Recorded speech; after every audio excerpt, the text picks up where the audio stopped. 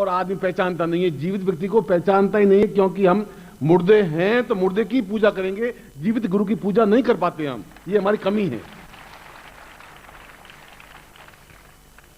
कब ऐसा एक्शन आएगा? क्या फिर एक बार फिर उस ईसा मसीह को सूली पर टांग दिया जाएगा? फिर एक बार सुकरात को जहर दे दिया जाएगा? फिर राम को सरयू में डूबने के लिए मजबूर कर दिया जाएगा कि डूब के मर जाए?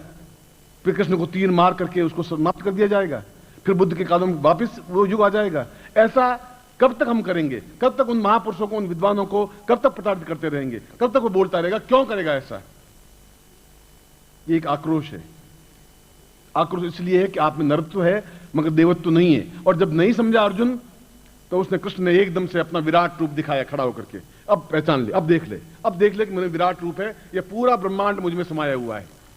अब देख ले,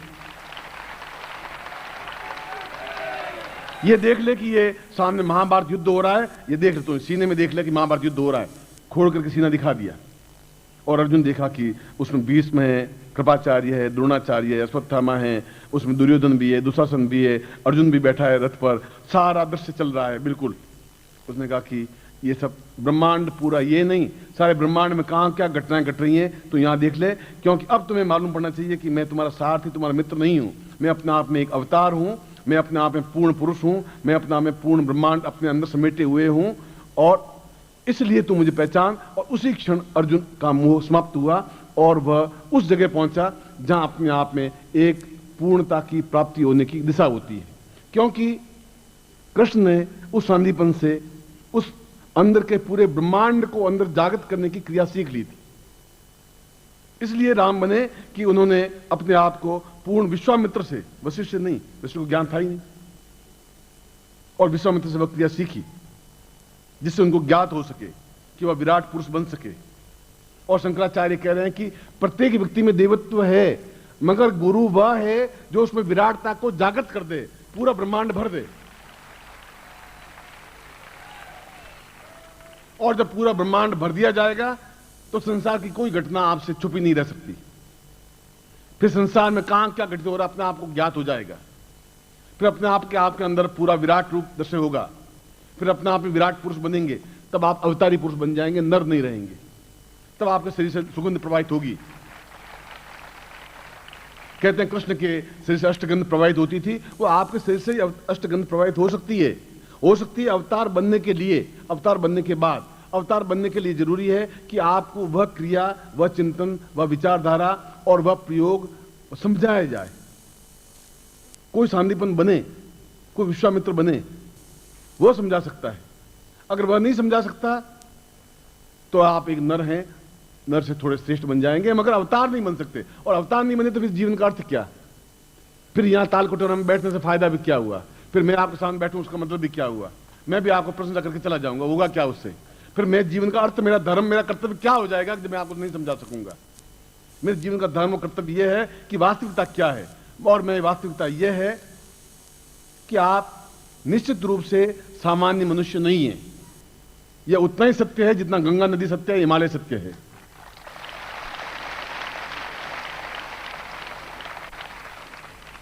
आप में देवत्व है, इसलिए कि ज्यों ही कृष्ण पैदा हुए तो जितने देवता थे सब गोप ग्वाला बन गए, और उनकी चारों तरफ कोई सुदामा बना, कोई दूसरा बना, कोई सीधम बना, वो सब बने, और देवता उन बालकों के रूप में जन्म लेकर उनकी चारों तरफ घूमते रहे, क्योंकि वह कृष्ण को उस देवता को छोड़ नहीं सकते थे।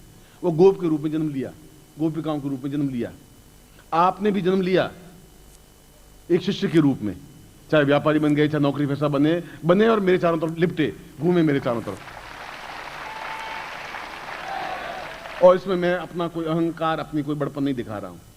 मैं कह रहा हूं, मैं, कृष्ण भी अगर ये कह रहा है कि तू मुझे पहचान, तो कृष्ण कोई अहंकार नहीं बता रहे थे।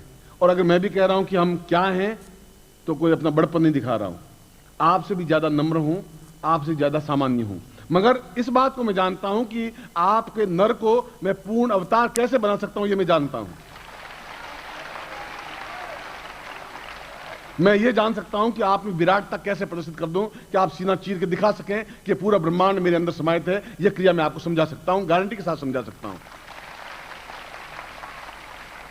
यह छोटी बात नहीं है, यह सामान्य बात नहीं है, यह छोटी तुच्छ ऐसी बात नहीं है, एक पानी गिलास पी लिया। यह अपने आप में एक अद्वितीय घटना है, एक परिवर्तित घटना है। ऐसी घटना है जो आपके पिछले 50 पीढ़ियों में नहीं हो पाई, ऐसी घटना है जो अगली 50 पीढ़ियां संवर जाएगी, क्योंकि आपके अंदर वह पूर्ण रूप से देवतत्व जागृत हो जाएगा, होगा ही। और कृष्ण भी आपके मेरे तरह 2 हाथ और 2 पांव ही थे, 2 आंखें थी, 1 नाक था, 2 कान थे। वह भी अपने आप को 50 हाथ वाले नहीं थे।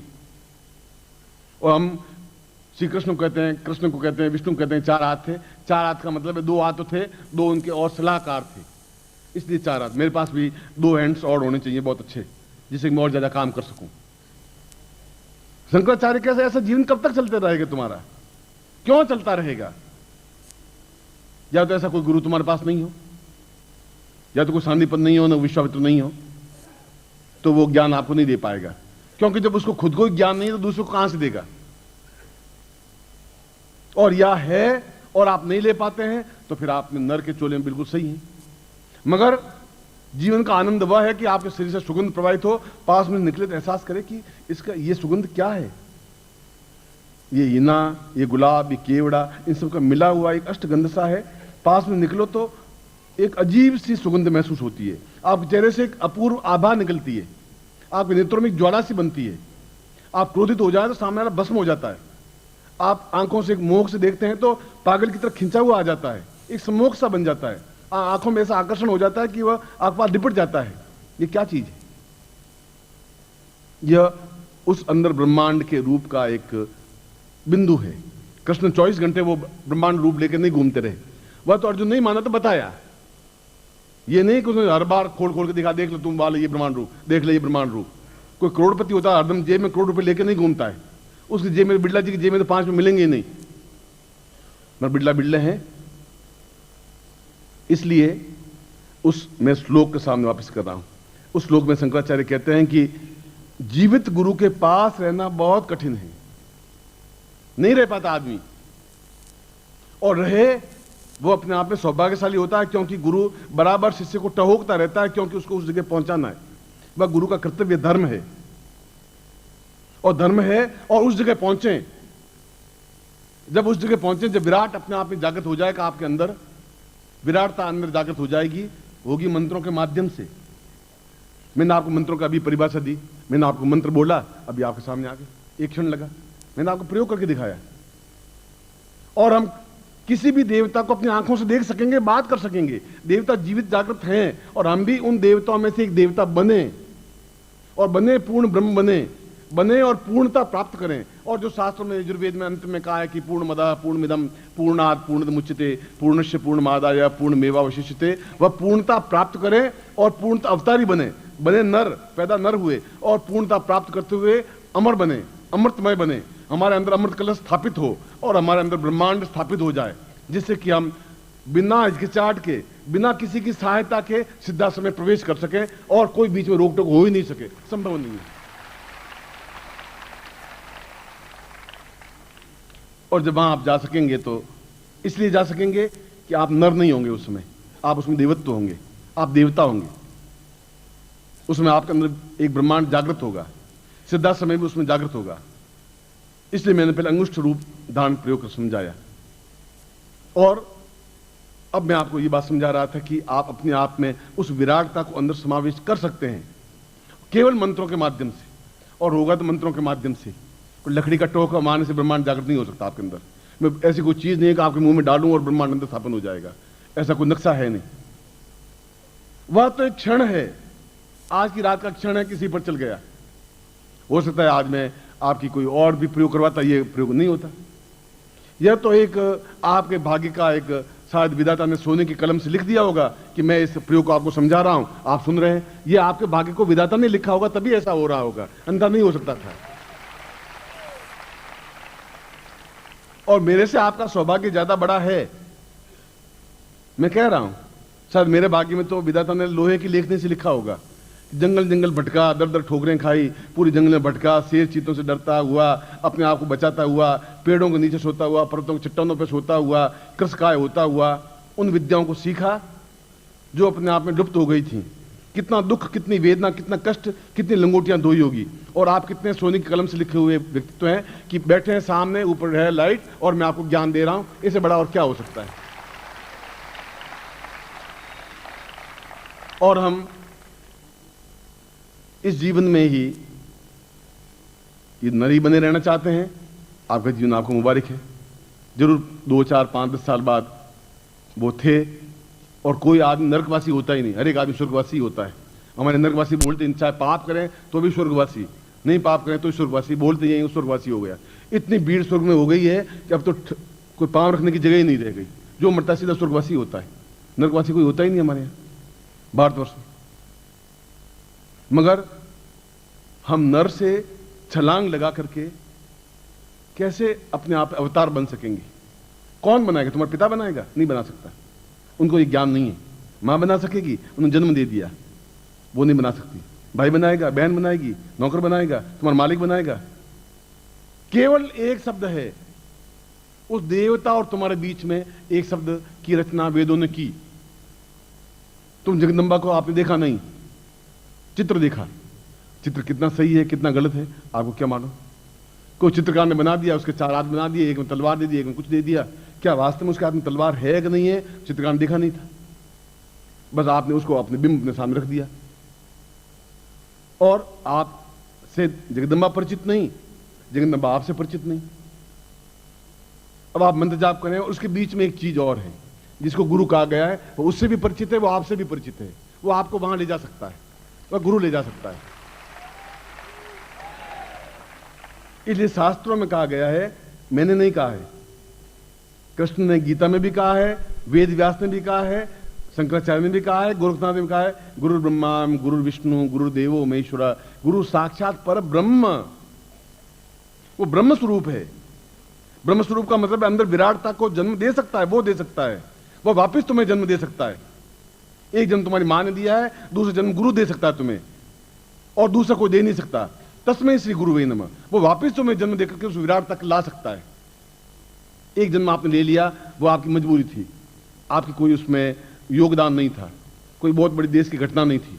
मगर ये देश की घटना होगी, ये अपने आप में संसार की घटना होगी कि एक सामान्य मल मूत्र से भरी हुई देह को अपना विराटता में बदल दिया जाए, अपने आप में नर को अपने आप में पूर्ण नारायण बना दिया जाए, उसमें पूर्ण विराटता दे दिया जाए। दूसरी बार मैं आपको जन्म दे सकूं और अपने आप में पूर्ण पुरुष, अवतारी पुरुष बना सकूं, सही अर्थों में देवता बना सकूं।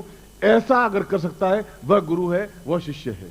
यह होना चाहिए, यह जीवन का धर्म है, यह कर्तव्य है। ये दूसरे गुरु तो भारतवर्ष में लाखों करोड़ों हैं और सबको मेरा प्रणम्य है। मैं तो उनके सामने भी नतमस्तक हूं। मगर गुरु होना और गुरुत्व करना बहुत कठिन काम है, देना बहुत कठिन काम है। वह दे सकता है जिसके पास अक्षय भंडार होगा, वह दे सकेगा। 100 रुपए होंगे तो मैं 10 रुपए आपको दे पाऊंगा, होगा ही नहीं तो दूंगा ही कहां से। और फ्रॉड तो आप मथुरा में चले जाएं, हरिद्वार में चले जाएं, मतलब 5 रुपए में आपको गाय भी दे देंगे, वेतनी की पार भी करवा देंगे, मां को स्वर्गवासी भी पहुंचा देंगे, 10 रुपए में सब कुछ कर देंगे। मैं गया तो मुझे कहा गया कि तुम्हारा कोई मर गया? मैं कहा मर गया, मां मर गई थी। मर गई तो गौदान करना पड़ेगा। मैं क्यों? कि वेतनी पार करनी पड़ेगी, वहां गौ की पूंछ पकड़े वेतनी पार होती। मैं करवा दो तो 300 रुपये लाओ। अब मैं भी थोड़ा थोड़ा असत्य बोला, मुझे पंडों को तो मालूम था। अब वो मुझसे अब क्या करेंगे, मैं तो खुद ही उनके सैकड़ों पंडों को जेब में रखता, वो देखता रहा हूं। मैं कहा 300 रुपये महाराज, 300 रुपये? 300 रुपये मुझे मालूम बकरी भी नहीं आती आजकल, गाय तो बहुत दूर की बात है। मैं सोचा कि ये सलाह फकीर 300 रुपये देगा तो बहुत बड़ी बात है। उन्हें 300 रुपये दे तो गाय का दान करवा देता हूँ, माँ तेरी वेतनी पार हो जाएगी। मैंने कहा कि माँ को वेतनी पार करवानी तो मैं सीधा समय पहुंचा दूंगा, मुझे ध्यान था क्या करना है मुझे। मैंने कहा महाराज 300 रुपये तो है ही नहीं, कि साला फकीर 300 रुपये वेतनी कैसे पार होगी, तुम आई वैसे कैसे? मैंने कहा माँ मर गई, तब आ गया उसकी बसमी को लेकर के, चलो 100 रुपये दो, गौदान करवा देते। मैंने भी 2 मिनट सोचा, ये असत्य नहीं था, एक सेटिंग थी। असत्य का फूट जरूर था मगर सेटिंग थी। मैंने कहा महाराज 100 रुपये नहीं, हकीकत तो ये है। कैसे कैसे सुबह सुबह किसका मुंह देखा था, चलो कोई बात नहीं, 50 रुपये 51 रुपये दे दो, मैं गौदान करा के तेरी माँ को वेतनी पार करवा देता हूँ। मैंने कहा महाराज हकीकत ये है कि मुझे जोधपुर वापस जाना है, 40 रुपये तो किराया लग जाएगा, 10 रुपये मेरे पास में है, आपको तो मैं 10 रुपए दे दूं और माँ को वैतरणी पार करवा दो तो बहुत बड़ी बात है कि ला 10 रुपए ही ला। 10 रुपए निकाल के मैं दे दिए, क्यों 10 रुपए एक जगह रखे, 40 रुपए एक जगह रखे थे, बाकी सब एक तरफ रखे थे। 10 रुपए मुझे मालूम था कि 10 रुपए में वैतरणी पार करवा दूंगा। उन 10 रुपए में गऊदान भी, गाय भी खरीद लाए, माँ को पूंछ भी पकड़वा दी, वैतरणी को पार भी करवा दी और उनका मोक्ष भी करवा दिया और उन्होंने 10 रुपए में सब कुछ करवा दिया। अब ऐसे पंडित, ऐसे पंडे, ऐसी चीजें क्या आपकी विराटता को दर्शन दे सकेंगे? ऐसे थोके भाव सैकड़ों मिल जाएंगे, क्या गुरु बन जाएंगे? वो नहीं बन सकते। गुरु लालची तजो, तजो चेला आलसी सेटा। आलसी चेला है उसको छोड़ दीजिए, गुरु लालची है छोड़ दीजिए। पिता अधर्मी तजो, तजो नालायक बेटा। अधर्मी पिता है तो छोड़ दीजिए, फिर आप नालायक बेटा है तभी छोड़ दीजिए, किनारा कर दीजिए। इसलिए ये शब्द मेरे नहीं, मैं शंकराचार्य की बात कह रहा हूं। शंकराचार्य की नहीं, श्वेता श्वेतोपनिषद की बात कर रहा हूं। श्वेता श्वेतोपनिषद की मैं आयुर्वेद की बात कर रहा हूं। और इसलिए कहा कि जो सौभाग्यशाली हैं और सौभाग्य क्षण जिंदगी में कभी कभी आते हैं, बार बार तो आते नहीं, उस सौभाग्य क्षणों को जो पकड़ लेता है वह जीवन में अपने आप में आगे के जीवन में कुछ दीक्षा, कुछ क्रियाएं करने की जरूरत नहीं होती, क्योंकि उसके अंदर विराटता अपने आप में संचरित कर दी जाती है मंत्रों के माध्यम से। ओम परम तत्वाय नारायणाय गुरुभ्यो नमः।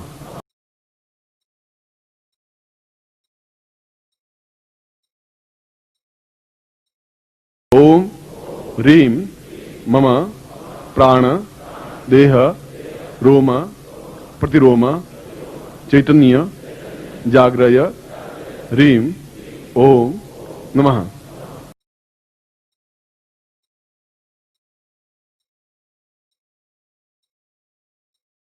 ओम भूर्भुवः स्वः तत्सवितुर्वरेण्यं